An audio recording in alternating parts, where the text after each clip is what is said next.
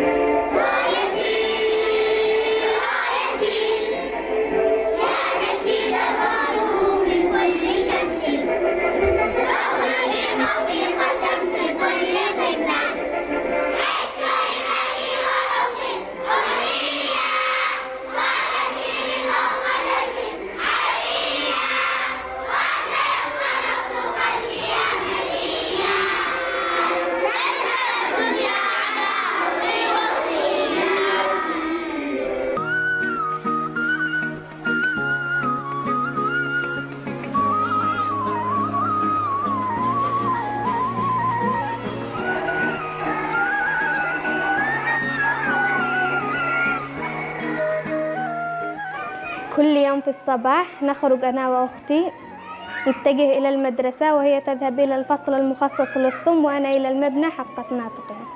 أنا بالصف الأول الثانوي وأختي برضو بالصف الأول الثانوي.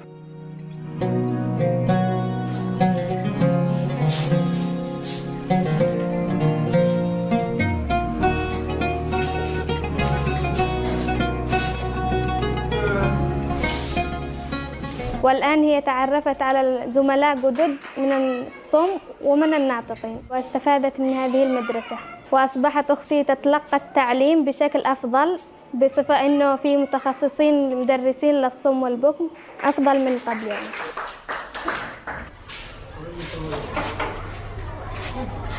كان الحلم فكرة والفكرة طريق. وجدت الشقيقتان نفسيهما تمضيان على طريق الحلم الذي فتح أمامهما باباً آخر وحياة مختلفة.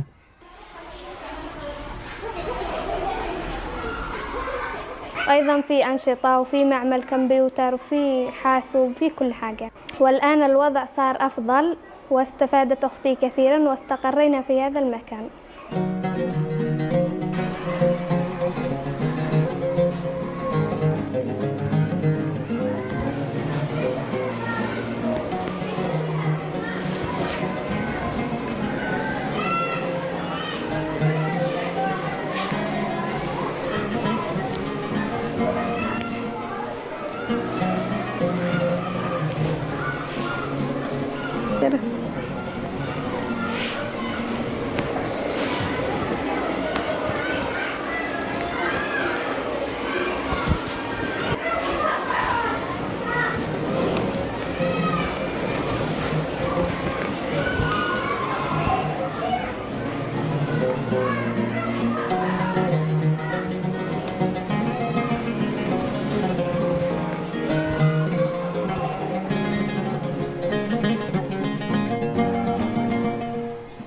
تواصل الشقيقتان رحلتهما اليومية إلى مجمع بلقيس نحو معرفة أكثر وفضاء أوسع، بعد أن تخلت الأسرة عن كل شيء في قريتهما هناك في ريف تعز. الأرض، ألفة الجيران والذكريات، لكن هنا ما هو أهم من كل ذلك المستقبل وهو ما أقيم المجمع لأجله.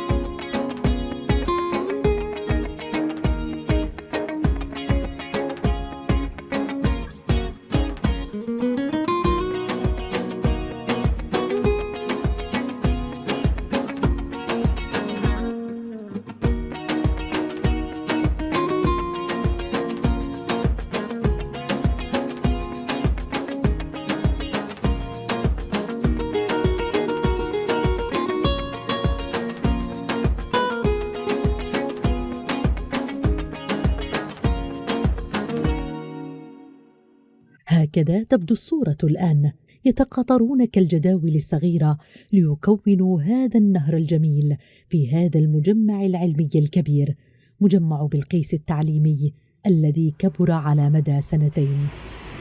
فكيف كانت البداية؟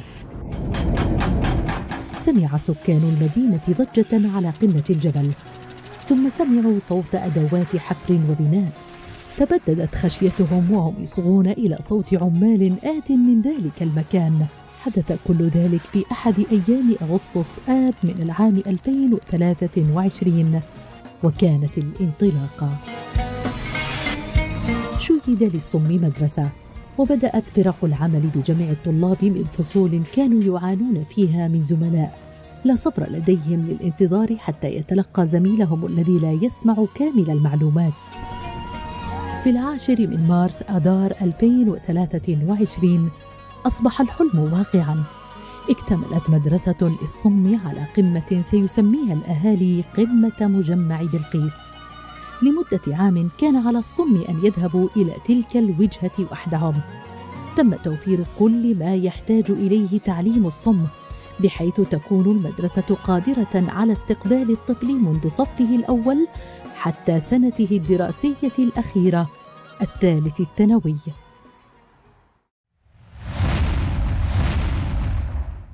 ولتكتمل الفكرة ويصل الطريق إلى مبتغاه، تبنى المدرسة الأخرى الخاصة بالناطقين، كي لا يشعر الطلاب الصم أنهم يقصدون مكانا لا يذهب إليه غيرهم.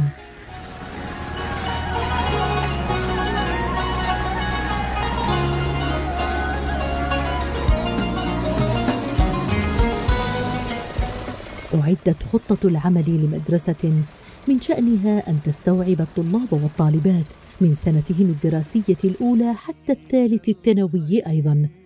وبينما العمل يجري في بناء المجمع، كانت بيوت قريبة تبنى أيضاً، وسكان جدد يأتون باحثين عن مسكن قريب جوار المدرسة الجديدة.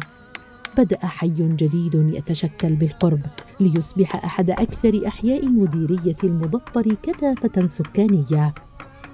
أسعد أنت في أعماقك شيء خير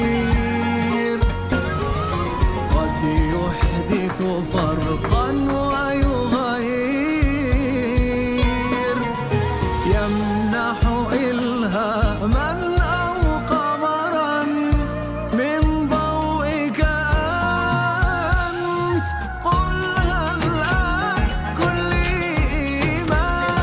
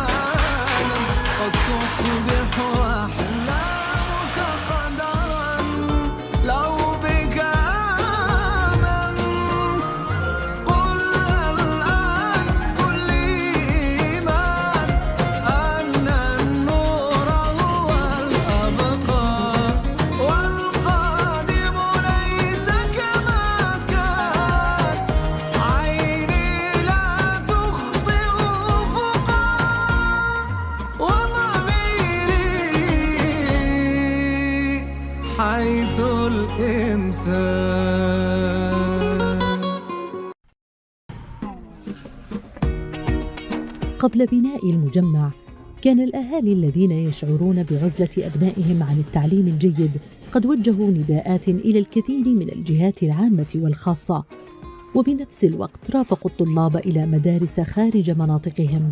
ومن أول وصول لعمال البناء تم الترحيب بهم بحفاوة، وقد توقع السكان زمناً محدداً يكتمل فيه بناء المجمع، لكنهم تفاجؤوا بسرعة الإنجاز.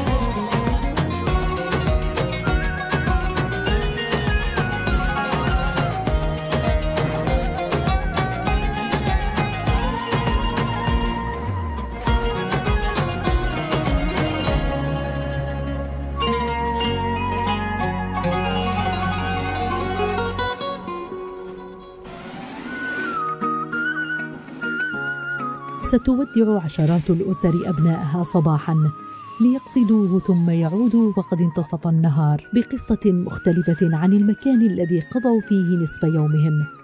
ستبقى حكاياتهم معهم وأجمل سنوات عمرهم في مجمع يحلم كل من يراه وهو من مدينة أخرى أن يحدث ذات الأمر وتتكرر نفس الحكاية في بلدته. وكل حلم قابل للسفر بين مخيلات الناس قابل أيضاً لرؤيته في الواقع. وكما يقال: كلما قدرت على التفكير فيه تكون قادراً على تحقيقه.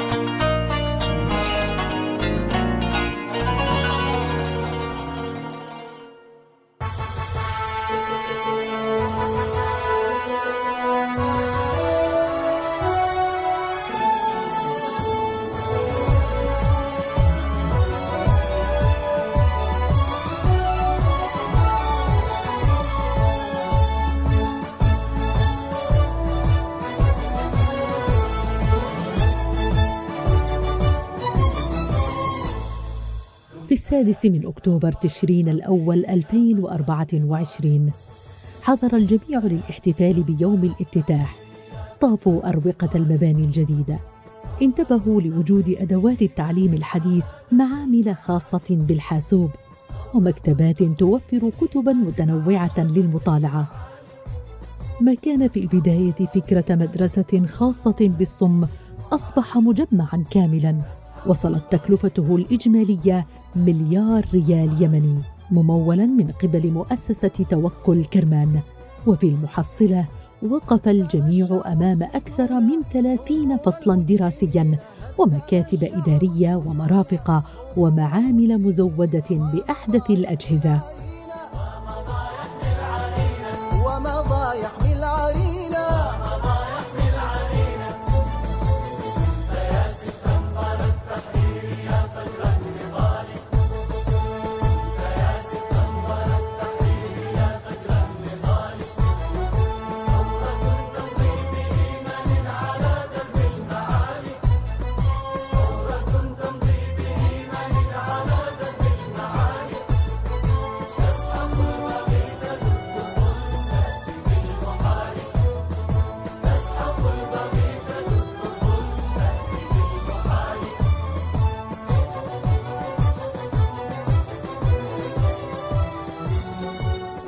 نحن اليوم ندشن تأسيس مجمع بلقيس التربوي التعليمي الذي نتمنى أن يكون نموذجاً. أقف أمامكم متحدثة باسم مؤسسة توكل كرمان لأقول لقد أنجزنا ما وعدنا بتحقيقه. ها هو مجمع بلقيس التعليمي صار جاهزاً للعمل بكل طاقته وبكل مكوناته. بهذه المناسبة تحية نرسلها إلى عدد من الجهات لمؤسسة توكل كرمان، ونقول لها شكرا توكل كرمان على هذه الجهود الطيبة والمباركة. بالأمس وضعنا بذرة مؤسسة توكل كرمان للمشاريع التعليمية في مديرية المصراخ، واليوم نجني أول ثمرة من ثمار هذه المؤسسة وهو هذا الصرح التعليمي الشامخ.